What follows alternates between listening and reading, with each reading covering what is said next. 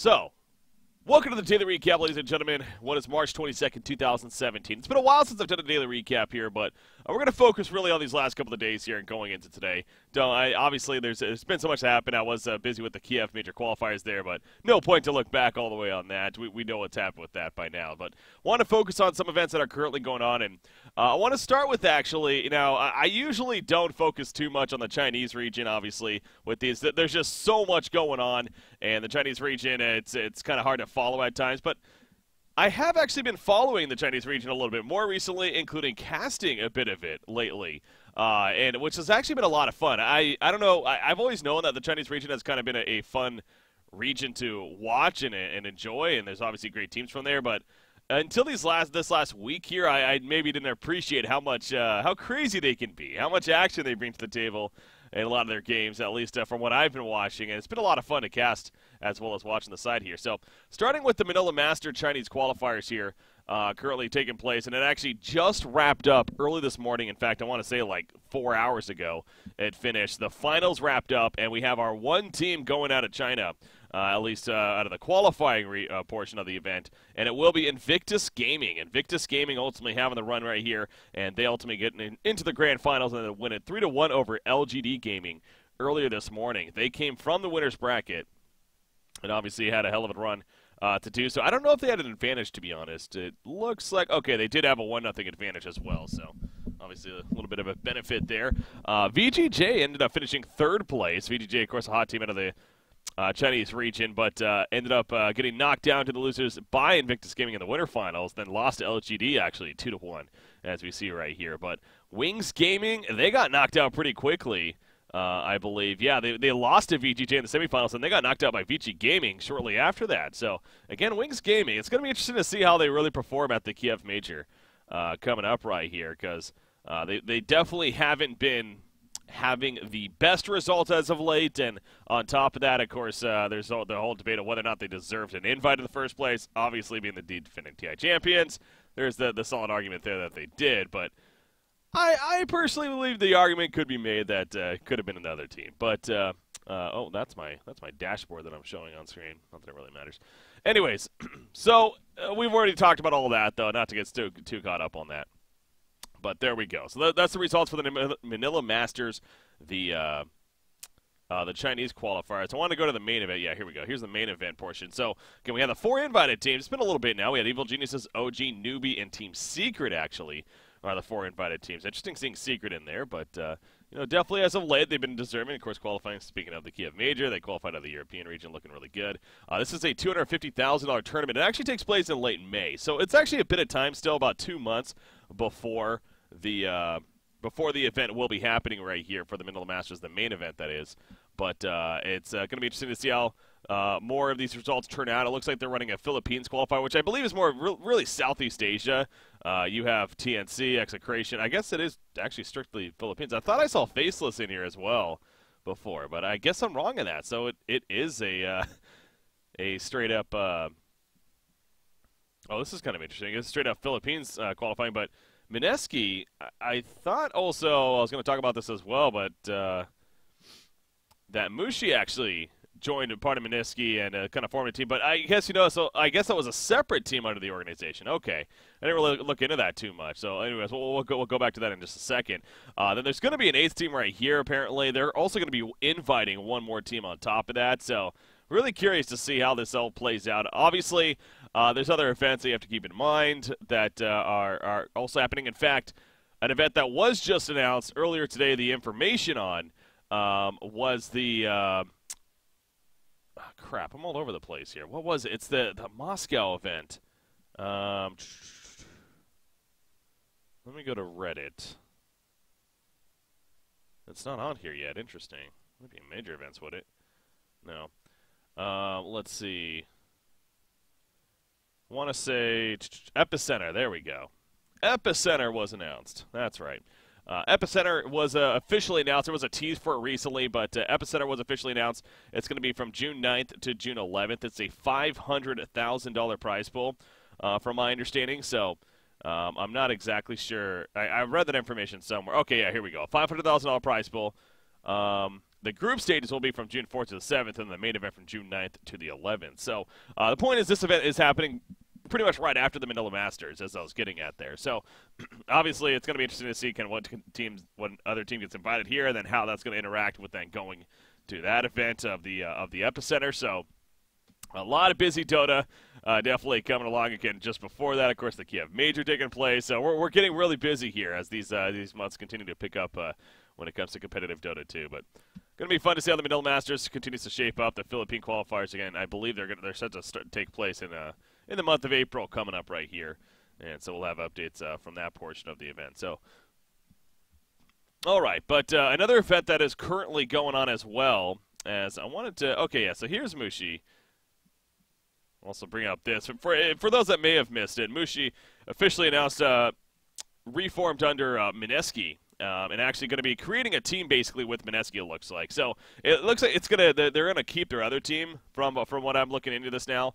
The current team that actually did pretty well in the Kiev Major qualifiers. Again, they almost qualified actually, as they lost in the end to both TNC and Faceless, missing out on that spot. But a very solid team, no doubt, an up-and-coming team out of Southeast Asia.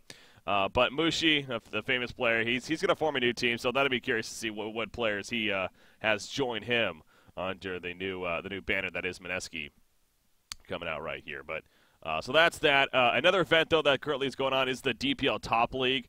Now, again, I normally wouldn't talk about this, but I actually casted this earlier this morning, and it was kind of a last-minute cast that came up. I was actually asked if I was willing to do it from BTS right there, that because I guess there was another caster that was originally going to do it, but he ended up not being able to make it kind of last minute. So I was like, well, it's midnight for me, and I was just about to go to sleep, but Chinese Dota, why the hell not? Let's go ahead and cast it. So I stayed up throughout the night here, and I obviously was pretty tired after it, but I was definitely excited that I did in the end. I casted a couple of series here, including probably the best match of this. Now, again, just to kind of clarify what this is, it's a 500,000, I want to say yen prize pool, which is actually a 72,000 US dollar tournament, so it's not too bad right here. And it's kind of like their season format, almost like a regular season into a playoff of the top teams in China coming out right here. But it has 12 teams ultimately qualifying from a previous event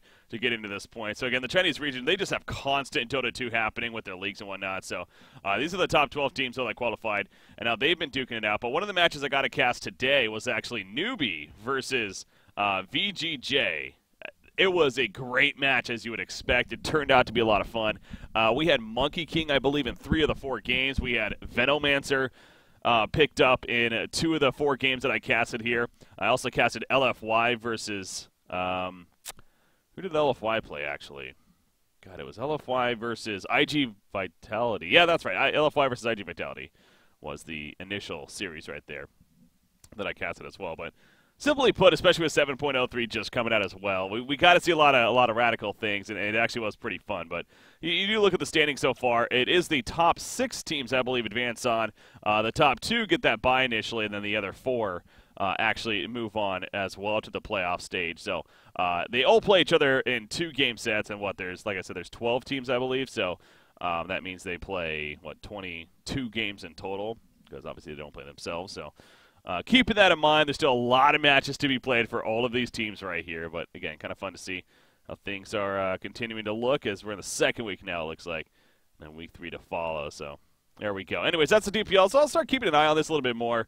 Again, getting a little bit more familiar with the Chinese Dota scene, and I think that is important, as obviously they are pretty significant in the big scheme of things. So that's the DPL taking place. Had some fun with that. Another event currently taking place, and another event that I just so happen to be casting, the Dota 2 Champions League. Season number 11 kicked off recently here. Kicked off earlier this week, in fact.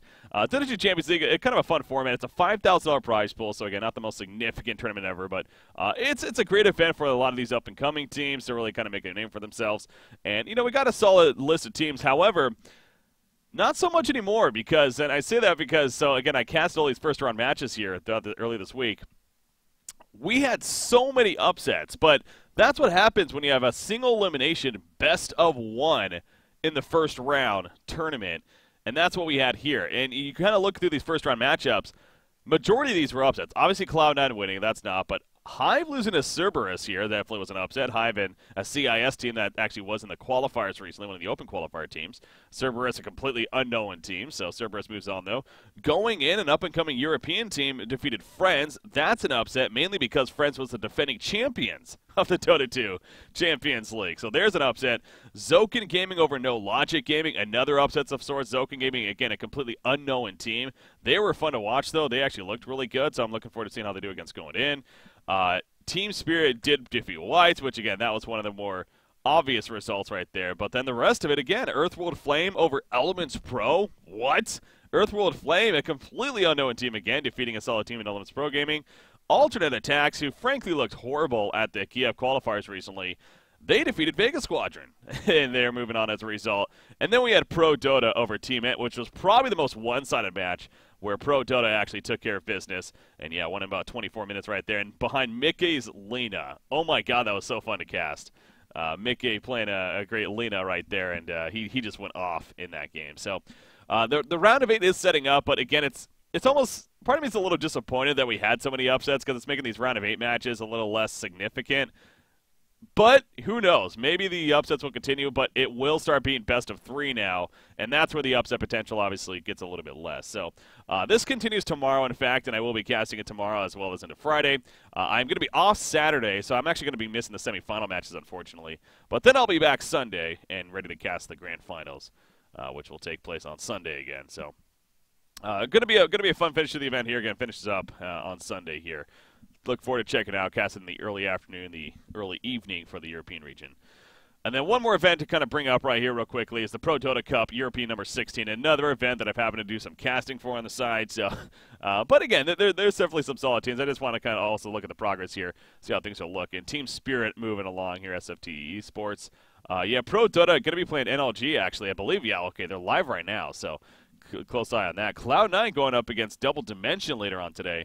Double Dimension, I believe, is a CIS team. That's an up-and-coming one themselves. So, but obviously, this is best of 3, double elimination. There's a lot more to this event than the Dota 2 Champions League. So not to look too much into it yet, but again, keeping an eye on this. This being a $3,500 prize pool for these teams in it. So.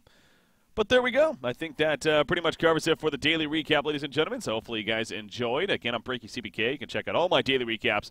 Well, it's been a little bit since I've done them. I do plan to kind of get back into it as much as I can, at least. On my YouTube channel, I start my Twitch streams, ideally with them, especially when I'm playing some Dota 2. And so hopefully you guys enjoy this. What is March 22nd, 2017. So thanks for tuning in, guys. Until next time.